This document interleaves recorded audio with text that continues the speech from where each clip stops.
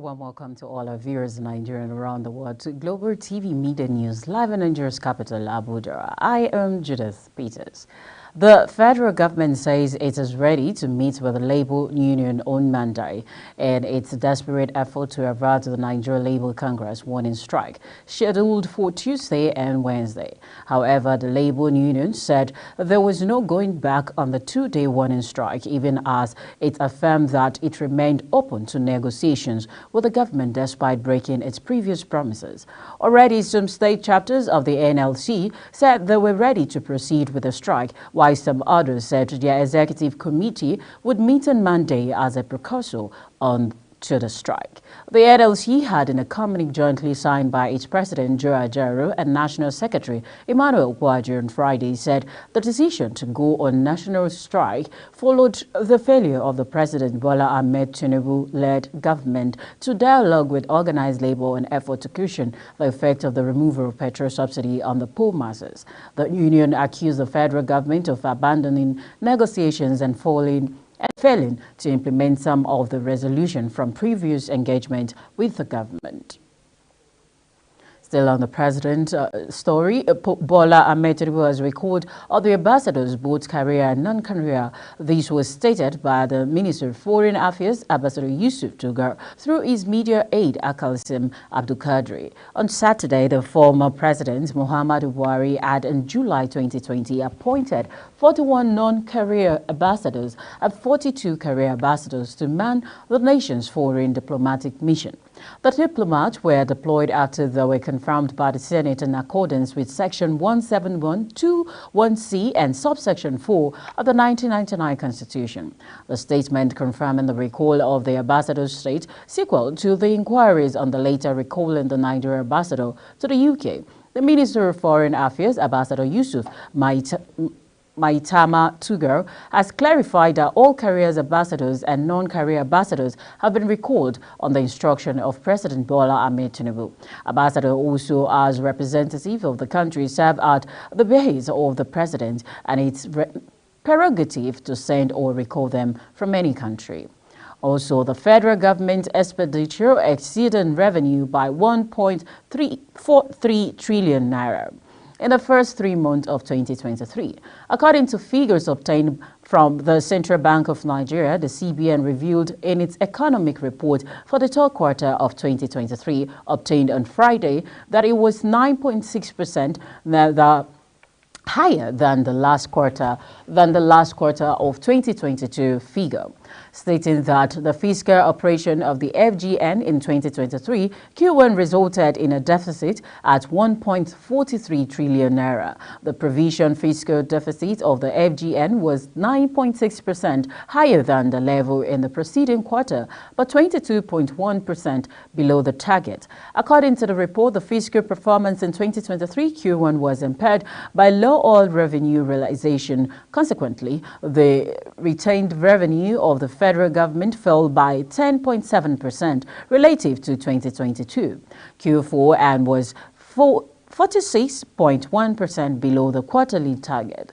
FGN's aggregate expenditure also declined by 1.3% and 36.0% relative to the preceding quarter and the quarterly target, respectively. President Bola Ahmed Tinubu has approved the immediate replacement of the NDDC's Ondo State Representative nominee, Mr. Victor Akinjo, with a new Ondo State Representative nominee, Honorable Tito Atikese. The President has equally approved the immediate replacement of the NDDC's Cross River State Representative nominee, Mr. Asi Oku Okang, with a new Cross River State Representative, retired Honorable Orok Otuk Dug. Furthermore, the immediate past Managing Director, Chief Executive Officer of the NDDC, Dr. Samuel Ogbuku, is reappointed to a second term and will remain in acting capacity pending the Senate's confirmation of his reappointment.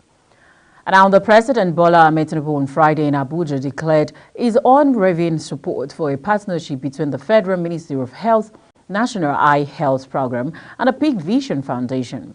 They provide more than 5 million pairs of eyeglasses to Nigerians with sight impairment, according to a statement by presidential spokesman Andrew Ngali. The president recounted how close to home his first intervention in eye health was as he made a pledge on behalf of the federal government during a courtesy visit by the founder and CEO of Peak Vision Foundation and co-founder of the Vision Catalyst Fund, Professor Andrew Batawers, highlighting the pressing need of improved eye health services in Nigeria. President Tinubu expressed concern about the more than 24 million Nigerians grappling with varying degrees of vision impairment. At the end of the event, the coordinating Minister of Health and Social Welfare, Mohammed Ali Pate, was joined by the coordinator of the National Eye Health Program, Dr. Otere Okolo, and the Director of Public Health, Dr. Chukuma Ayeke, as he presented the national policy document on eye health to the president. And now the Vice President, Kashim Shettima, says poor governance has a direct bearing on the spread of banditry and kidnapping in the northwest geopolitical zone of the country. Shettima spoke when he hosted the Coalition of Northern State Chambers of Commerce, Industry, Mines, Agriculture, Kasima at the Presidential Villa in Abuja. The coalition was led by its president, Dahaltu Abubakar. The Vice President said re-engineering and re-strategizing affairs in the north is necessary to project the region into accelerated development. Shettima said stakeholders in the entire north have to go back to the drawing board, reassess the state of affairs in the region, and come up with a robust platform for re-engineering Nigeria's society. The federal government has said that it will decentralize fire response centers by opening up more response points equipped with fire trucks to cut down emergency response time. Minister of Interior Olubunmi Tunji Ojo made this known during a familiarization visit to the national headquarters of the Federal Fire Service, FFS, in Abuja. He said the FFS, as a key agency, is safeguarding the lives and property of Nigeria, must be able to respond to emergencies within the shortest possible time because the fire accidents and related emergencies can wreak massive havoc within a very short time. Controller General FFS Abdul Ganiyu Jaji said the service is bedealt by attacks on firefighters by the public, a staff housing deficit, budgetary constraints, and the need for a befitting national headquarters. Jaji appealed the minister to keep the renewed hope agenda by bringing fire service closer to the people, thereby decreasing response time, which is one of their major challenges. Borno State Governor Babangana Zulum has congratulated Vice President Kashim Shettima on his 57th birthday, describing him as a great and humble mentor whose type is very difficult to find. Zulum posted the birthday message at the midnight on Friday via Facebook. According to him, Shettima is a mentor who gives his mentees rare opportunities to define themselves. And also, the Federal Road Safety Corps Ondo State Command said 2 people died while 5 others were injured in an accident on Friday night in the Olu Kota area of Akure Ondo Road. The sector commander of FRSC in the state, Mr. Ezekiel Sonala, confirmed the incident to journalists in a telephone interview on Saturday.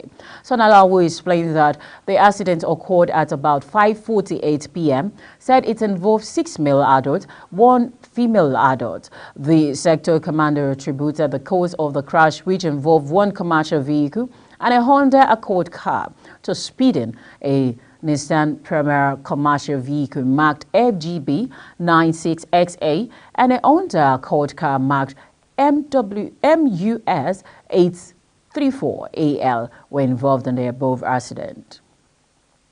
Still on the news, Niger State Governor Mohammed Umar Bago has added 200 million naira to 5 billion loan from the federal government as palliative, making it 5.2 billion naira to be distributed to 270 wards in the state, even as he warned that any official who diverts the palliative will go to jail.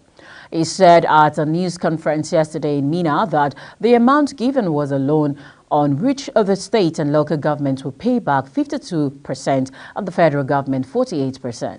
He said all former and 7 top government officials will be involved in the distribution to the ward, and each ward would get 10 million naira except in Mina and Suleja, where each ward would get 20 million naira. He also said a 3-day public holiday for the distribution of palliative to all 25 local government councils in the state would commence on Wednesday. As part of effort to cushion the effect of fuel subsidy removal on the resident, the Sokoto state government has embarked about 4 billion naira on food items to be distributed across the various local government areas.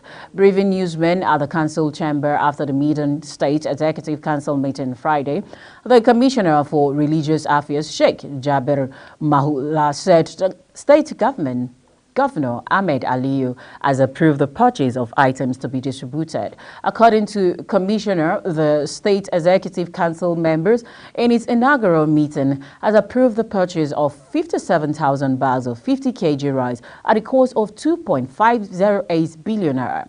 The council also approved the purchase of another 26,000 bags of 100 kg millet at a cost of 1.430 billion naira.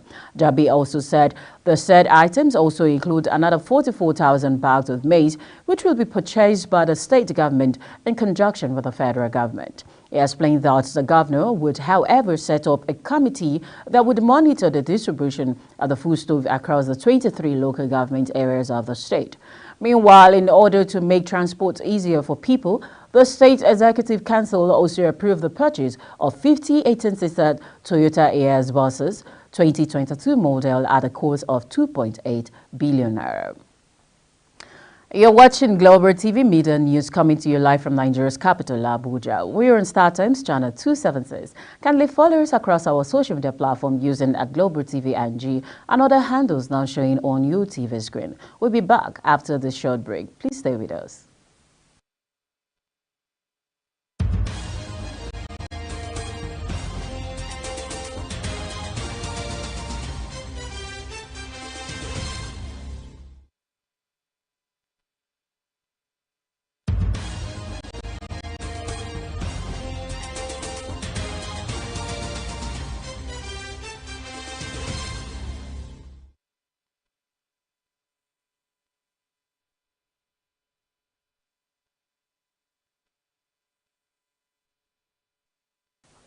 Welcome back, and if you're just joining us, it's Global TV bringing you live broadcast of news cycle from Nigeria's capital, Abuja. Chairman of the Presidential Committee on Fiscal Policy and Tax Reforms, Taiwo Oyedele, said Nigeria has lost over 6 trillion naira to tax waivers. He said instead of granting tax waivers to businesses, the government should create an enabling environment for businesses to thrive and pay more taxes. Taiwo told journalists that if Nigerians were paying the right taxes, the nation would have gotten extra 20 trillion naira from tax collection annually. The current administration has said it would introduce tax reforms to phase out multiple tax system and ensure Nigeria has a fair, convenient and equitable tax system. The minister said government has planned for economic growth, job creation, access to capital, particularly consumer credit, that makes goods affordable to the ordinary Nigerians. He said the focus is on inclusivity, women, youth, making all have the opportunity to come to the table and contribute to the growth of the economy and society, and likewise by focusing on security, rule of law, and anti-corruption. It tends to create a fairer and safer player field for all. And now the move by the Tertiary Education Trust Fund to attract major international research grant to Nigeria's scholars has received a massive boost at the European Union, has committed to provide 440,000 euros to support shortlisted research teams in the country under the Horizon Europe project. Tokpeto Ogun, who heads TETFund's team on the Horizon Europe program, made this known while briefing the Executive Secretary of TETFund, Sonny Ochonu, on ongoing efforts to ensure Nigerian researchers' participation in the globally renowned research project. According to a statement released on Friday in Abuja, Togun, who briefed the third front boss alongside another member of the team, Ayo Ajayi, identified the inability of Nigerian researchers to organize and prepare significantly and sufficiently for the Horizon project as one of the major impediments that prevented them from accessing the ground.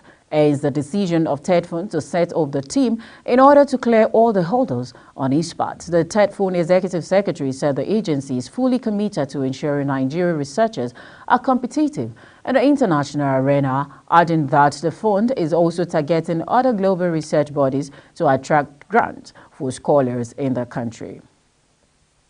Tension between Paris and Niamey continue to mount as officials in Niger push for France's ambassador to be expelled from the country after stripping him of diplomatic immunity. On Friday, the authorities gave Ambassador Sylvain Hillet 48 hours to leave the country. The deadline was rejected by Paris, which does not recognize the government installed after a military coup in July. Faced by publicity of foreign rumors are reports that the junta is seeking to obtain liquidity by any means, but not hesitating to use force. The Sunny Bank of Niamey was alleged to have been forced to give 500 million West African francs to the poachers, who then financed the demonstration on August 6th at the St. Koche Stadium. There are fears that if the financial difficulties persist, the junta could also be tempted to seize private bank accounts under false pretenses. Niger Republic has slipped further into socio-economic turmoil following the removal of President Mohamed Bazoum on July 26, with the Economic Community of West African States, ECOWAS, now demanding his immediate and unconditional reinstatement. Still on the foreign scene, Russia launched a 3.5-hour drone attack on the southern part of the Odessa region earlier on Sunday, hitting a Danube River port infrastructure and injuring at least 2 people, Kyiv said. The Ukrainian air defense system shot down 22 of the 25 Iranian-made Shahed drones that Russia launched on Odessa in the early hours of Sunday morning. Ukraine's Air Force said on the Telegram app. Ukraine's South Military Command said on social media at least 2 civilians were injured in the attack on what it said was the civil infrastructure of Danube. Indian Space Agency takes aim at another milestone Saturday with the launch of a probe to study the sun. A week after a successful unmanned landing on the moon, Adia L1 will carry scientific instruments to observe the sun's outermost layers, blasting off at 11:50 a.m. for the 4 months journey. The United States and the European Space Agency have sent numerous probes to the center of the solar system, beginning with NASA's Pioneer program in the 1960s. But if successful, the latest mission from the Indian Space Research Organization will be the first by the Asian nation to be placed in solar orbit. And now in sports, Minister for Sport John Eno has said in Lagos that his administration has endorsed the concession of the National Stadium in Surulere as well as other stadiums nationwide to private individuals who will help to revamp and maintain them. Eno, on his first official inspection of facility at the National Stadium Surulere, stated that the deplorable state of the stadium moved him to tears, adding that the only way to rescue the facility is through a government-private sector partnership, and also emphasized the need to work closely with special athletes who have won many laurels for the country at international engagements, saying that he intends to grow sport at grassroots by introducing youth competition in different sports, with emphasis on areas like Ejegule and other densely populated communities that have abundant talent.